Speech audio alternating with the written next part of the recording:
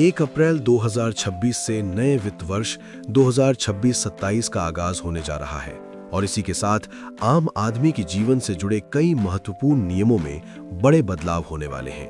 ये बदलाव रसोई के बजट से लेकर सड़क पर यात्रा और आपके डिजिटल वॉलेट की सुरक्षा तक को प्रभावित करेंगे। सरकार और विभिन्न नियामक संस्थाओं ने इन परिवर्तनों को लागू करने की पूरी तैयारी कर ली है ताकि अर्थव्यवस्था में पारदर्शिता आए और सुरक्षा के मानकों को और अधिक मजबूत किया जा सके। एलपीजी सिलेंडर की कीमतों में संभावित संशोधन।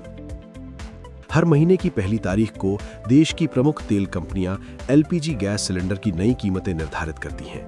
1 अप्रैल 2026 को भी सिलेंडर के नए दाम घोषित किए जाएंगे।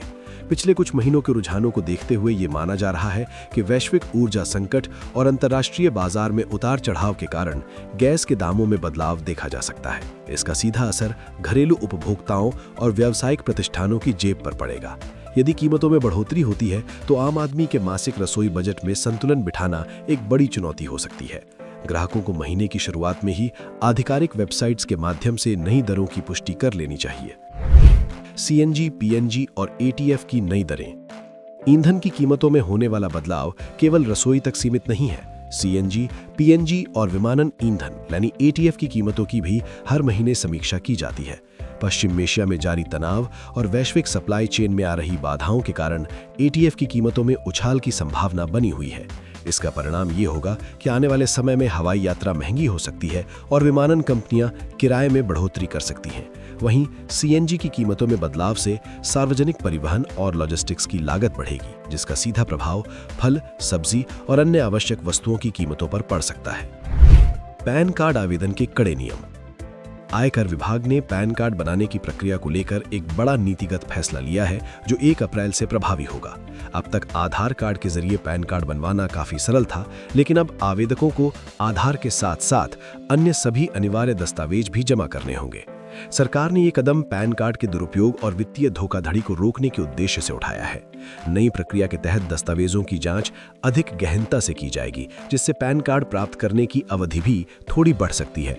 करदाताओं को सलाह दी जाती है कि वे अपने दस्तावेजों को पहले से ही दुरुस्त रखें ताकि आवेदन के समय किसी प्रकार की बाधा उत्पन्न न हो। फास्टैग एनुअल पास की फीस में वृद्धि।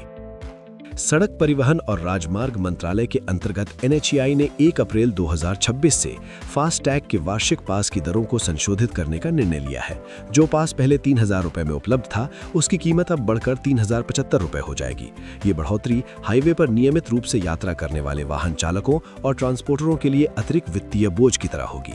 सरकार का मानना है कि टोल बुनियादी ढांचे को और अधिक आधुनिक बनाने और सड़क सुरक्षा सुविधाओं को बेहतर करने के लिए इस मामूली बढ़ोतरी की आवश्यकता है। यात्रियों को नए वित्त वर्ष की शुरुआत से पहले अपने फास्टैग वॉलेट को अपडेट कर लेना चाहिए। आरबीआई के नए 2 फैक्टर ऑथेंटिकेशन नियम। डिजिटल सुरक्षा के क्षेत्र में भारतीय रिजर्व बैंक एक बड़ा बदलाव लाने जा रहा है।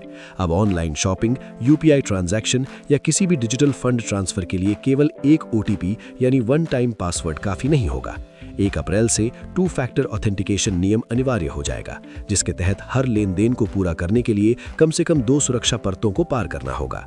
इसमें बायोमेट्रिक सत्यापन या पिन के साथ अन्य सुरक्षा उपाय शामिल हो सकते हैं। यद्यपि ये प्रक्रिया थोड़ी लंबी लग सकती है, लेकिन साइबर अपराध और ऑनलाइन ठगी की बढ़ती घटनाओं को रोकने के लिए ये एक सुरक्षा कवच का काम करेगी। एटीएम से निकासी और यूपीआई एटीएम के प्रावधान। एटीएम से नकद निकासी के नियमों में भी बैंकों द्वारा बदलाव किया जा रहा है। विशेष रूप से यूपीआई एटीएम के माध्यम से पैसे निकालने की फ्री लिमिट और उसके बाद लगने वाले ट्रांजैक्शन चार्ज को लेकर नई गाइडलाइंस जारी की गई हैं। अलग अलग बैंकों ने अपनी सुविधाओं और ऑपरेटिंग कॉस्ट के आधार पर ये शुल्क तय किए हैं। ग्राहकों को अब नकद निकासी के समय अपने बैंक की नई सीमाओं और लगने वाले शुल्कों का विशेष ध्यान रखना होगा। ये बदलाव डिजिटल लेन देन को और अधिक प्रोत्साहित करने और बैंकों के भौतिक संचालन के खर्च को नियंत्रित करने के लिए किया गया है। आम नागरिकों को सलाह दी जाती है कि वे अपने बैंक के मोबाइल ऐप या आधिकारिक सूचनाओं को ध्यान से पढ़ें ताकि उन्हें किसी भी प्रकार के अवांछित शुल्क से बचा जा सके।